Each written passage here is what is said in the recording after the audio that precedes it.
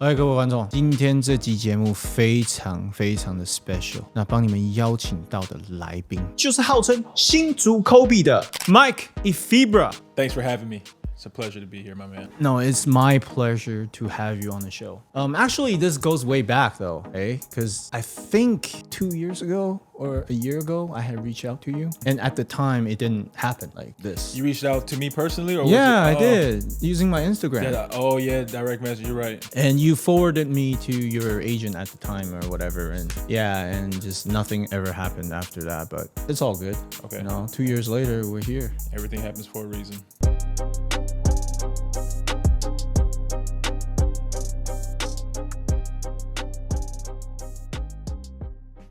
To start off, tradition on my show is I'll ask my guest who their GOAT of basketball is. So, who is your GOAT, Mike? My GOAT is definitely Michael Jordan. I'm a huge Kobe fan, as everybody probably already knows. But without MJ, there is no Kobe. So my GOAT has to be Michael Jordan. And I used to watch him growing up too as well. So I used to be a big MJ fan before I, ventured over to Kobe. Oh, are you more of a MJ fan now or Kobe fan? Oh, now it's Kobe all day. Because I watched MJ when I was a kid, but Kobe was when I was becoming a teenager, And I grew up in LA, California, so I watched all the Laker games, growing up. Those playoff runs, the three-peat, Kobe and Shaq. So Kobe is the reason why I really fell in love with basketball. So the question is, where does LeBron rank in your power ranking? For me, I'm gonna have to go Jordan, Kobe, then LeBron. Maybe it's, I'm a little biased because I love the way Kobe played. LeBron only third on your power ranking? Come on, man. I have to, man. I'm older. Yeah, statistically and everything, LeBron is, you can't compare, with anyone. But at the end of the game, I'm gonna ask you this. You need a bucket. The game's tied. You're in the NBA Finals, Game 7. Who are you gonna give the ball to? Stephen Curry. You are a liar. That ball, you're gonna give it to either MJ or Kobe, man. I think everybody can agree on that. But honestly, I would strongly consider LeBron. The reason being, he doesn't have to take the shot. He can always make the perfect decision in crunch time. Yeah. But I'm gonna give it to that killer. If I need that bucket, I'm giving it to the guy that I know who's gonna get the bucket. He's gonna score. I know Kobe and MJ are gonna score that basket. They've done it too many times. LeBron's done it too, but he's also made the right play, like you're saying, and passed it off. But I don't want the guy who's gonna pass it off. I want the guy who's gonna give me the basket. That's just my personal opinion. Okay. But since we're on this topic though, you gotta pick one between MJ and Kobe. Who are you giving it to? I'll give it to MJ. Okay. You're a Kobe fan, but you're MJ supporter? Yeah, I mean, without MJ, there is no Kobe. Okay. Who's Kobe gonna, mimic? Who'd he learn from? So I'm gonna give it to the master. Okay. That makes sense. Yeah. That makes sense. Now, this will be a membership part. Oh my God, I remember this. I was thinking, did this guy have... Why did you give me the ball? Right, yeah. Take this away from me before I throw this phone. First of all, do you think to call elevator play at that point was the right call? Because at one point you were even trying to tell the coach something. What were you saying to the coach? I was trying to tell him that... With Dwight Howard, there's rumors online that talks about perhaps maybe you guys didn't get along. Is there any truth to that? There was a point where I got a phone call telling me that... So, members only, subscribe. So speaking about your background, you mentioned that you grew up in California. So many people don't know, growing up, especially in your college days, you were at one point top 3 in the nation in scoring. I was playing at Cal State Northridge, which was in the Big West Conference back then. And at that time, I had top players in the country were Adam Morrison at that time and JJ Redick. And I was actually right behind them two in scoring for the first half of college NCAA season. And then me and my coach, butted heads a little bit, and my playing time started going down, and scoring, of course, went down. So I dropped off, but those guys stayed up there. I think Adam Morrison maybe won the title for scoring that year, if I'm correct. So speaking about your beef with the coach, what was the beef about? I was a knucklehead when I was in college. I was doing a lot of things that I shouldn't have been doing, and some of my teammates at that time, from what I've heard from other teammates that I was close with, kind of went behind my back and told the coach some of the things that I was doing.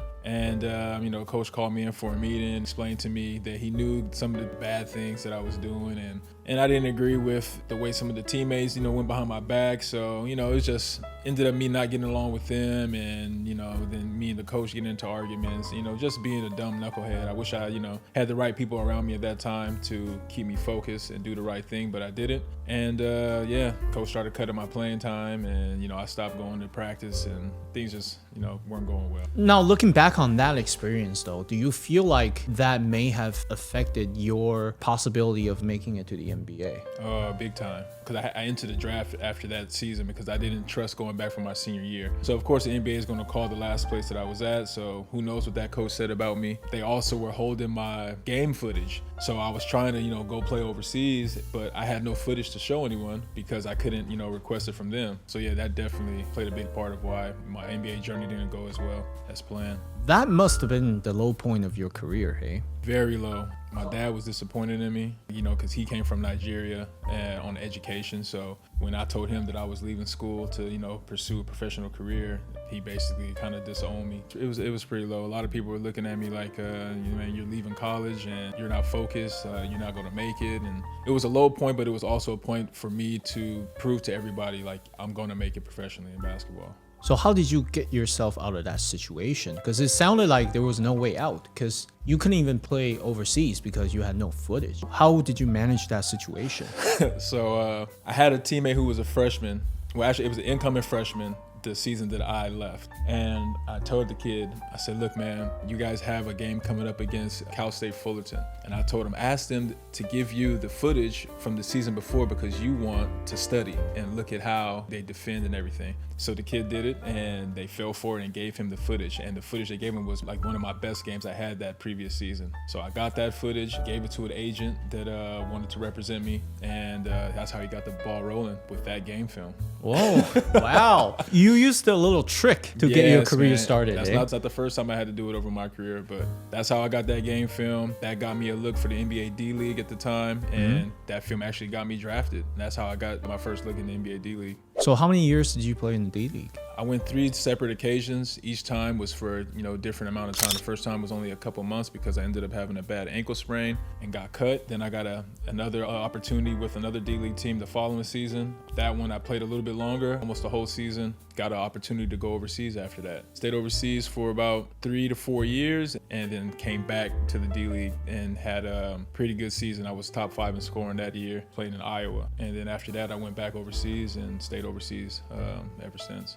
So when you're dominating D-League that season, was there any NBA level players playing? I was telling my friend the other day, the toughest defender I ever went against was Jamario Moon. Oh, wow. I remember him. He played for the Raptors. Yeah, 6'8", 6'9", long arms. I was top 5 in scoring that year. So when we played the LA Defenders at the time in the playoffs, they threw him on me, and man, it was really tough to score over him. How many points did you score that game? That game, I think maybe 15. It was a series, so I averaged maybe like between 15 to 17 for that series. But for the season, I was averaging close to 20 a night. I also played against Shannon Brown. He was a monster back then. How close did you feel like you were from the NBA? It was... they were knocking on my door. I had tons of scouts coming to watch the games, general managers. But I was a knucklehead and doing things in the D-League that I shouldn't have been doing. And the general manager of my team pulled me in for a meeting one time, and he's like, Mike, I have all these NBA scouts and guys calling me about you, coming to watch the games, but I can't lie and tell them that you're an angel. And you have these things going on that I knew about, so I have to be honest with them. So I kind of ruined my own chances of getting into the NBA because of stupid mistakes I made as a kid. So looking back on that though, is that something you regret? I used to, but then, the way that my career has gone, it's kind of like, nah, I don't regret it. I wouldn't really change anything because I got to travel the world, places that I never even imagined that I would see as a kid, and the area I grew up, nobody has gone as far as I took my basketball career. So, and like I said, everything happens for a reason. Maybe I wouldn't have met my wife if I would have gotten into the NBA because I met her while I was playing overseas. So I like the journey that I took. So you mentioned you play overseas. Have you counted like how many countries you've been to? First place was New Zealand. And then from New Zealand, I got a look to go play for the Nigerian national team because my dad's from Nigeria. So I traveled with them to Africa. So that was France after that. And then after France, I went to Switzerland, Stayed there for like 2.5 years. After Switzerland, I went to Russia. From Russia, I went to Czech Republic. And then after Czech Republic, I went to China. See, after China, I went to South Korea. Then I went to Lebanon. I went to Qatar, Dubai, in the Emirates, Saudi Arabia. I think Taiwan was after Saudi Arabia. So that's 13 countries. Wow. Obviously, Taiwan is your favorite country. So, Yeah. But besides that, which country was the most memorable for you? Outside of Taiwan, the most enjoyable was definitely Lebanon. They have a fan base for basketball. Basketball's the #1 sport there. And I honestly felt like I was going to retire there. I played there for maybe 4 or 5 seasons straight. And I was starting to build my Chef Mike brand there. And I thought I was going to, do youth camps there. I had plans to do that there as well. But at some point, the economy there just went really, really bad. People's money were locked in banks. I even have money still locked in banks out there that I will never be able to touch. They decided to just cut the season off maybe like 2-3 months into the season. They just said, hey, season's done. All imports need to go home. We're not going to have a league anymore. And I ended up leaving and never went back. That's very unfortunate. Yeah, it was bad, man. Was it because of the war? No, there was no war. It was just the financial institutions there. They just started going like bankrupt and not letting people take their money out. And people started rioting and like breaking into banks, holding up hostages in the bank with because they wanted to get their money out. Me and my family, we had to sneak out in the middle of the night. We couldn't even like take the freeway to the airport because they were blocking the freeways with tires and setting them on fire. So, oh, Jesus. My daughter at the time, I think was 2 years old. And they picked us up in this little minivan and drove us through like these little mountain back roads and everything to get to the airport, but we made it safe and got out of there. Fortunately, you got out safely. Yeah, wife was definitely scared. You talked about in your younger days, you often had issues off the court because you were doing things that you shouldn't be doing. Talk about that for a minute. Like, how did you grow out of that? What made you decide to hit that switch? Seeing a lot of my peers that also play basketball doing well and not getting in trouble and doing stupid things like I was. I want to say the big turning point in my life is when I had my daughter as well. That was 8 years ago now. And I was starting to get more focused on basketball and getting my work ethic better. But once I had her and, but waking up in the morning and seeing her, it was just like, you have the responsibility of taking care of this, this little person now. So there's no more time for games. You need to like really get focused. And once I had her, my career, I swear, just like started taking off even more. So I think that's really what got me focused. You hear that? I'm talking to my wife right now because I want to have kids. Oh, really? But my wife doesn't think I'm mature enough to have kids. Oh, they'll make you mature. If you're not mature, they sure will make you. You hear that? You hear that? Because my wife will be watching. Give them a chance. So, give them a chance. Give me a chance. Because we've been married for 2 years now. Oh, okay. Every time I bring up this topic, she's just like, just wait till you're more mature. So like she's not saying no to kids, but at the same time, she feels like I am not mature enough yet. But she feels that she is. Oh, she definitely is. I have to give her credit. She's really good with kids, but she just feel like I don't have the patience maybe for kids. Kids teach you patience, for sure. Okay. They will test your patience. You heard it from Mike. Talk about your experience in Taiwan then. How did you get in touch with teams in Taiwan and how did that jumpstart your career? So Taiwan wasn't even on my mind. I never thought I would even come play here. I always loved playing in Asia, and my wife loved being in Asia as well. And she used to always tell me, you're going to go back to Asia one day. You're going to go back. And I was like, I doubt it. I'm getting older. I don't think they'll take me. My market is really in the Middle East now. My fitness coach that I had in China my very first year in Sichuan, he was actually the strength and conditioning coach for the Leopards. I was at home in Italy, and he gave me a call and asked if I had a job yet. I said, no, I don't have any job. I'm still waiting. I have some offers, but I don't know where I'm going to go yet. And he was like, give me some time. I think they're going to make a change here for a guard position that they have here, and I'm recommending you to them. So I said, all right, man. So I waited. It was around like in October. He called me again, and it was like, hey, they're going to make a change. Are you ready? And I was like, all right, yeah, I'm ready. I'll come. And then the GM of the team at the time called me, and it's like, hey, would you like to come play with Dwight Howard? And I was like, yeah, who wouldn't want to come play with Dwight Howard? I was like, yeah, I'll come. So that time I was like, I don't care what you guys want to pay me, whatever the kind of the contract it is, I just want to come and just, I'm going to show you guys what I can do. So they ended up bringing me out because of my, my strength and conditioning coach recommended me. His name is Jimmy Vitas. Big shout out to Jimmy, man. I wouldn't be in Taiwan if it wasn't for you, my man. And you know what's crazy? Your first game in Taiwan I was broadcasting them. Really? Yeah. It was Christmas Eve, right? It was an away game? Yeah. Yeah, because my first couple games, they weren't up to par. They had me coming off the bench, and I wasn't used to that. And then we had like 3 home games in a row. He wasn't able to play the 3rd game, so I was able to, get all the playing time and start, and that's when it kind of took off and started playing better and better. I just remember the very first game I was doing the broadcasting. It was my first game too. And then, because I was doing the English broadcasting. And I just remember watching you play. I had no idea who you were. No idea about your background. But I was just watching you play and I was like, oh my God, this player plays like Kobe Bryant. Really? Yeah, I swear to God. I appreciate that. I think I even said that in the broadcast too. Just the way you were shooting the basketball, like you were shooting fadeaways and all that, right? Pick and roll. I was just like, wow. I used to study him, man. Yeah. So talk about that for a bit. Like, how do you pattern your game after Kobe? So, like I said, growing up watching him in LA, I used to admire how hard he worked and the stuff, like how he played. I'd be like, man, this guy looks like Jordan. And when I was playing in Switzerland, but I would really just sit there and just rewind all the moves Kobe did. And I would just study his footwork because I had nobody to really teach me. So I would just watch it. Then I would go to the gym and practice it myself over and over and over, all of his moves. And then eventually, I picked him up. What's your favorite Kobe Bryant move? Has to be fadeaway, man. Being able to shoot a fadeaway from anywhere on the court. I can shoot fadeaways, falling out of bounds threes, mid-range. And then, of course, he got his one-leg shot from Dirk Nowitzki. So that's another move that I really like to use. We all know Kobe Bryant has his spots, right? So does every other NBA player. So what's your favorite spot on the court? The elbows, of course, by the free throw line. I like to post up. If I can get to the elbow, I know I can get my pull-up jump shot off or pump fake and then a shot. The elbow was my favorite spot too when I was playing. 20 years ago. So now let's go back to Dwight Howard a little bit. Did you know anything about Dwight Howard prior to becoming his teammate? Nothing at all, just watching him on TV. I remember watching him in the NBA Finals against the Lakers when I was playing in New Zealand. And I just remember him just being super athletic, dominant, top 3 player in the league when he was at his prime. So when I got the call to see if I wanted to go play with him, I'm like, of course. That's the easy answer. So talk about that season then, because I don't think you guys did as well as everyone had anticipated, given the hype with Dwight Howard.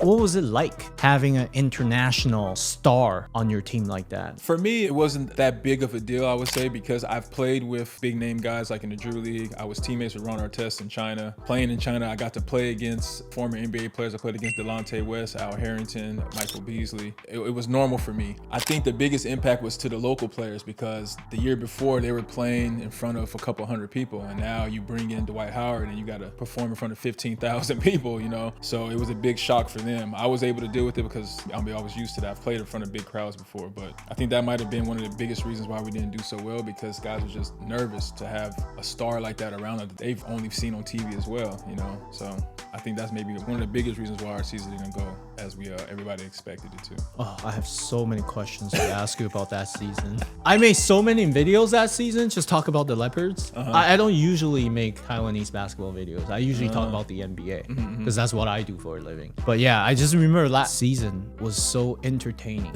from a YouTuber perspective because there were so many things to talk about. So let's get straight to the point, right? With Dwight Howard, there's rumors online that talks about perhaps maybe you guys didn't get along. There's maybe beef between the two of you. I don't know. So is there any truth to that? I'll say this, we were very close in the beginning. So you talked about it's not your first time playing with ex-NBA players, and you mentioned some names. I'm just curious then, who was your favorite ex-NBA teammate? When me and Dwight were on good terms, it was him, man. I mean, he's a really funny guy, man. Like joke and crack jokes all the time. He has an incredible work ethic, so we had that in common as well. I mean, we were always shooting together and working out together before practices, after practices. Besides him, it would have to be Ron Artest. That guy was funny too, and of course, I got to ask him a bunch of questions about Kobe. I asked Dwight a bunch of questions about Kobe because, that's my idol. So it was cool playing with those two guys for sure. Does he go by Ron Artest or Meta World Peace? Nah, yeah, he was going by Panda's friend in China when we played together. But yeah, he's Meta World Peace. You know, in China, he had the whole panda brand. He had the shoes with the panda head on it, and they made him stop wearing it after a while because they were afraid that somebody might, step on it and twist their ankle because the panda head was pretty big. What's the one thing that you learned from playing with Ron Artest? Because there's a lot of misconceptions about that player, I'm sure, because people think he's crazy. Right? He's great. So having played with him, what would be the one thing you think people would be surprised about regarding him? He's a very caring person, man. One time he knew I had a problem with inflammation. Like I just had some swelling like in my knee or something after practice. And he went and bought me cherries and came back and said, hey, here, Mike, here's some cherries. I'm like, cherries? He's like, yeah, they're great for inflammation, man, and for pain. I was like, oh, thanks. Wow. Did not expect that. I guess he's the same with me, like very nice person, very caring. But if you press that button, then yeah, we can show you another side. And I think that's how Meta, Panda, Ron, whatever you want to call it. I think that's how he is. Like if he's your friend, he's really your friend. If you do something to cross him, then yeah, you're gonna press the wrong button with him. I don't think you want to see that side of Meta. Don't cross that line. You shouldn't cross. Exactly. Yeah. Okay. Cool. So now continue with your career in Taiwan. So after the season, you decided to join the Lioneers. But before that, you actually went overseas. Was it China? Wasn't it Middle East? Or No, Leopards? after Leopards, I went back home to Italy. I live in Sardinia. Okay. And the Leopards actually asked me to host a youth camp. So I came back to Taiwan that summer and held a youth basketball camp for 2 weeks for the Leopards. And then I thought that I was actually going to be re-signing with them. They told me that they were going to, send an official contract to me when I got back home. Actually on my birthday, I went back home. Contract didn't arrive. So I pulled out of the preliminary agreement. I said, I don't want to come anymore. I just stayed in Italy working out and was waiting for another opportunity somewhere else, whether it was back in Taiwan or in another country. Funny story, a new Chinese supermarket opened in the city where I live, and my wife was wanting to go visit for so long. She's like, I want to go see the store. I want to go to see the store. So I said, all right, let's go. And nowadays, most people just believe whatever they see online. So I told I'm gonna post this video on my story, put these Chinese products, and somebody's gonna think that I'm in China or in Taiwan. So I made this video of my story of some products. They have these amateur games in China. They call Wild Ball, or sometimes it's not Wild Ball. It's just a lot of rich owners, businessmen who love basketball, and they have these games that they host. And an agent for that thought that I was in China from that video. He was like, hey, where are you? And I was like, why, you have a job for me? And he was like, yeah, but where are you? I said, oh, I'm flying back to Italy right now. And he was like, I have this team that wants you, but they don't want to fly you from Italy. And I was like, I'll fly myself to Taiwan and then see if the team will fly me from there. Team agreed. So I said, cool. So I flew to Taiwan.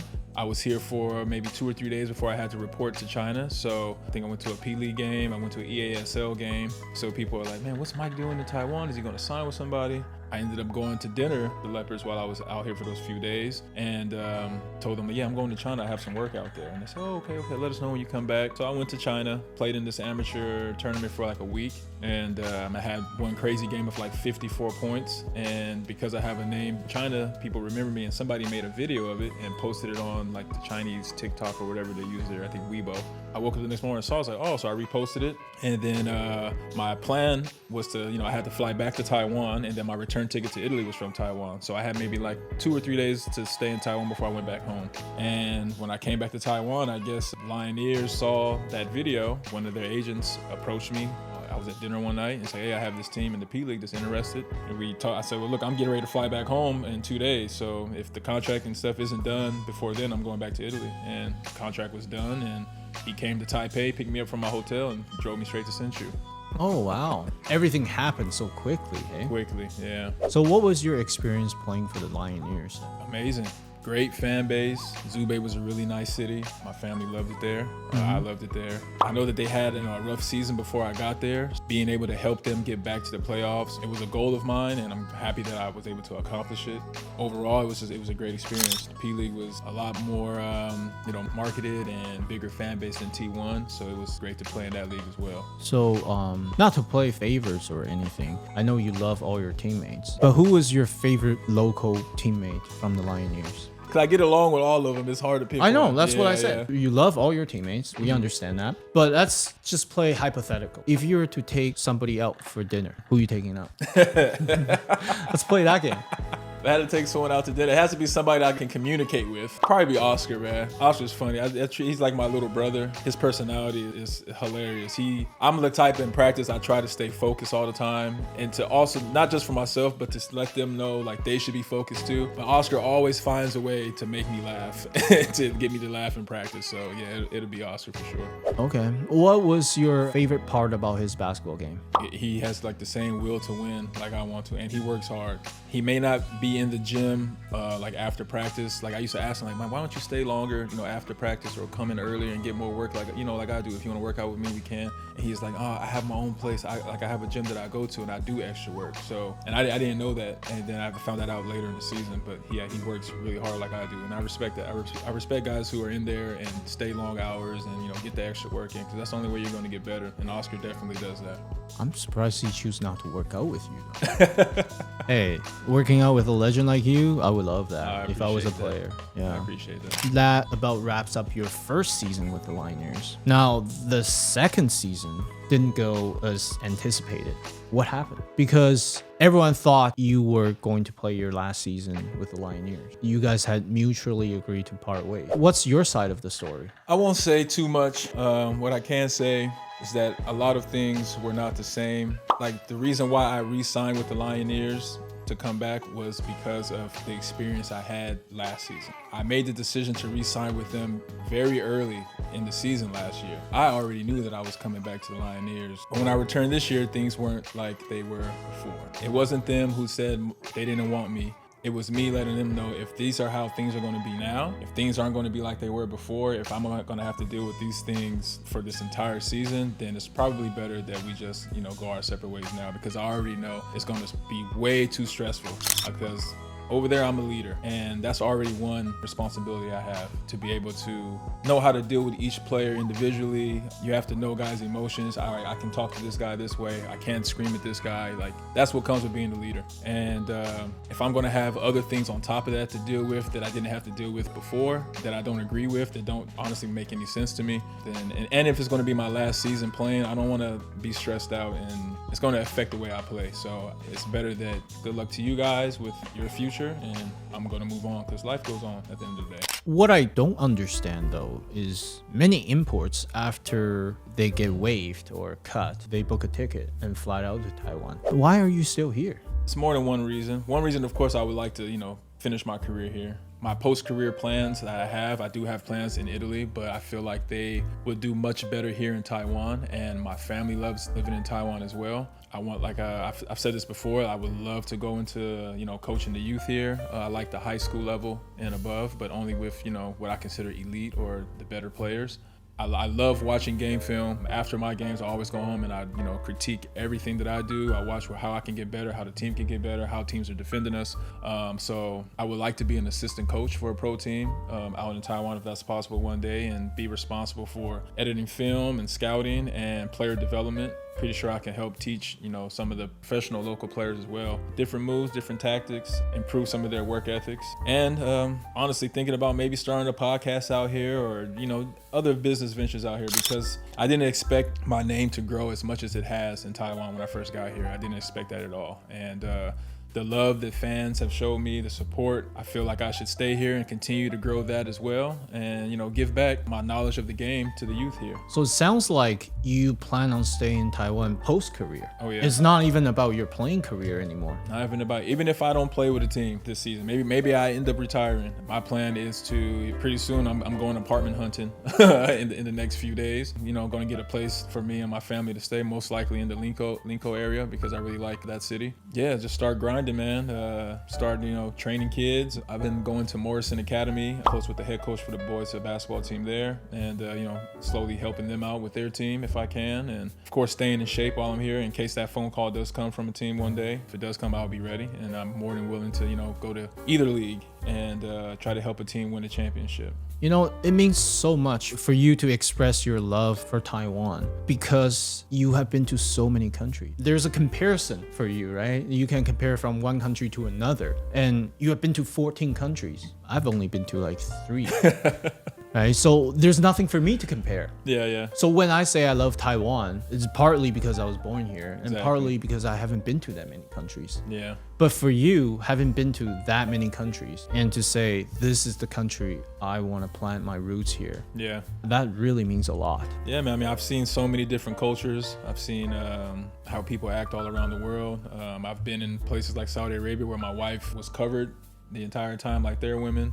I've been in countries where they don't market the basketball as well as Taiwan, so I don't see a future staying there. Taiwan for me is, out of all the countries I've played in, the marketing they do, the way they care about, you know, the league, they market their local players. You got all these endorsements and sponsors, and it's almost like NBA out here, and I feel like I need to take advantage of that. All right, so lastly then, you have mentioned that this is going to be your last season. I would love nothing more than seeing you play and finish your career on the court. So if you were to sell yourself right now to a professional team, what would you say to them? I don't think there's much to say. I think everybody here knows how I play. I think everybody knows my work ethic. Me personally, I think I could play, 2 or 3 more years, but I don't think there's a need for it. I just want to have one more good season with a team that I can hopefully win a championship with. So it would be, man, a dream come true if I can win my 10th here and then call it quits after that.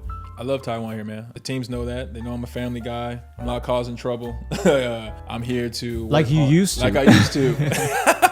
Yeah. I'm here to work hard, set a good example for the youth, take care of my family. Yeah, I think with your work ethic and your leadership on the court, I think everyone can see that, and that's why you have built a fan base here. I've had so many fans send me messages of how my style of play just motivates them. I've even had some people who told me they stopped watching basketball and they started watching it again in Taiwan because of the way that I play and the way that I carry myself. So that's an honor, and I appreciate the fan base for feeling that way and showing me so much love and support.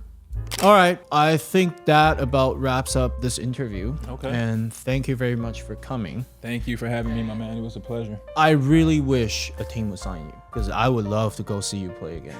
That's it, everyone, and good luck to you, Mike. Thank you. Thank you for this interview, and we'll see you on the next episode. Or on the court. Go support his podcast. Yeah, whenever that does come out.